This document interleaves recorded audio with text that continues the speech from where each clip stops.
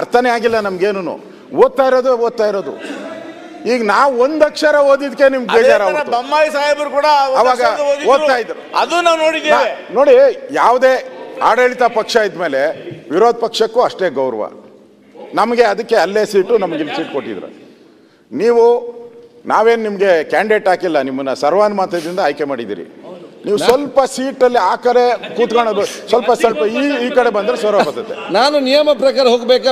ನಿಯಮ ಹೇಳಿದೆ, ಎಲ್ಲಾ ನಿಯಮಾವಳಿಗಳಲ್ಲೂ ನೀವೇನೇನ್ ಬರ್ದಿದ್ರೆ ಬುಕ್ಕಲ್ಲಿ ಪ್ರಿಂಟ್ ಆಗಿರೋದ್ರು ಬಹುದು ಅಂತಾನೆ ಇರೋದು, ಎಲ್ಲೂ ಇಲ್ಲ ಬಹುದು ಅಂತಾನೆ. ಬಹುದು ಅಂದ್ರೆ speaker is great, that great speaker Congress ಪರವಾಗಿ ಹೋಗ್ಬಾರ್ದು ಅಷ್ಟೇ. ನಮ್ ಕಾಂಗ್ರೆಸ್ ಪರವಾಗಿ ನಾಟ್ ಎ ಕಾಂಗ್ರೆಸ್ ಮ್ಯಾನ್. ನಾವು ನಾಟ್ ಎ ಕಾಂಗ್ರೆಸ್ ನಾನು ಹೇಳ್ತಾ ಇದ್ದೇನೆ ನೋಡಿ.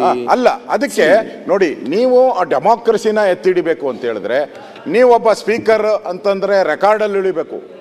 ಈ ಡಿ ಕೆ ಶಿವಕುಮಾರ್ ಯಾವಾಗ ನೋಡು ಹೇಳ್ತಾನೆ ಇರ್ತಾರೆ, ಏನೋ ಕಲ್ಲುಗಳು, ಏನೋ ಗುಡ್ಡೆ ಸಾಕ್ಷಿಗಳು ಇರ್ಲೇಬೇಕು ಅಂತಾರೆ. ನಿಮ್ ಗುಡ್ಡೆ ಸಾಕ್ಷಿ ಏನಿರ್ತೈತಿ ಇಲ್ಲಿ? ನಿಮ್ ಗುಡ್ಡೆ ಸಾಕ್ಷಿ ಏನು? ಈಗ ಸಿದ್ದರಾಮಯ್ಯ ಸಾಕ್ಷಿ ಗುಡ್ಡೆ ಸರ್.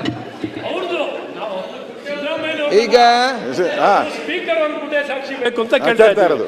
ನಿಮ್ ಸಾಕ್ಷಿ ಅಲ್ಲ, ನಾವು ನಿಮ್ದೇ ಸಾಕ್ಷಿ ನೋಡಿ. ಎಲ್ಲ ಬಣ್ಣ ಹೊಡಿಸಿ ಮಾಡಿ ಫಸ್ಟ್ ಕ್ಲಾಸ್ ಇಟ್ಟು ನಮ್ಮ ಇದನ್ನೆಲ್ಲ ಡಿಸಿಪ್ಲಿನ್ ತರಿಸಿ ಈಗ ರೀಸೆಂಟ್ ಟೈಮ್ಸ್ ನಾವು ನೋಡಿದಂಗೆ ನಾನು ನೋಡಿದ್ದೀನಿ. ಕೃಷ್ಣ ಸಾಹೇಬ್ರು ನೋಡಿದ್ದೀನಿ. Is one of the best speaker. ಈಗ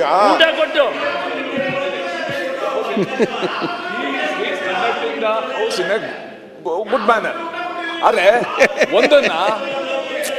ಒಂದನ್ನ ವಿರೋಧ ಪಕ್ಷದ ಒಂದು ಕರ್ತವ್ಯ ಇದೆ. ಪ್ಲೀಸ್ ಅಲೋ ಮೈ. ವಿರೋಧ ಪಕ್ಷದ ಒಂದು ಕರ್ತವ್ಯ ಇದೆ. ಈ ವಿಧಾನಸೌಧ ನಿರ್ಮಾಣ ಮಾಡುವಾಗ ಅದ್ಯಾಕೋ ಸ್ಪೀಕರ್ ತಲೆ ಮೇಲೆ ಮಾತ್ರ ಒಂದು ತಕಡಿ ಮಾಡಿದ್ದಾರೆ. ಆ ತಕಡಿ ಬಹಳ ಸಮಾನವಾಗಿದೆ. ಸುರೇಶ್ ಕುಮಾರ್ ಕೇಳ್ತಾ ಇರೋದೇನು, ಒಂದು ಕ್ಲಾರಿಫಿಕೇಶನ್. ಸುರೇಶ್ ಕುಮಾರ್ ಅವಕಾಶ ಕೊಟ್ಟಿದ್ದಾರೆ. ಅದಕ್ಕೆ ಅಲೋ ಮಾಡದೇ ಇದ್ರೆ ನಾವು ವಿರೋಧ ಪಕ್ಷದಾಗಿದ್ದಾಗ ಬೋಪಾಯಿ ಅವರು ಸ್ಪೀಕರ್ ಇದ್ದಾಗ ತಕಡಿ ಎಲ್ಲ ಹೋಗಿತ್ತು. ಎಲ್ಲಿತ್ತು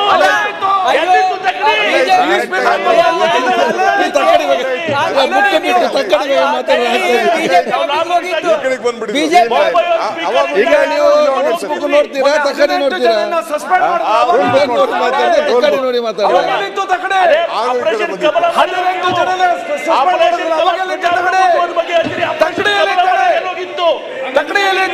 ಹೋಗಿತ್ತು. ಖರೀದಿ ಆಪರೇಷನ್ ಕಮಲ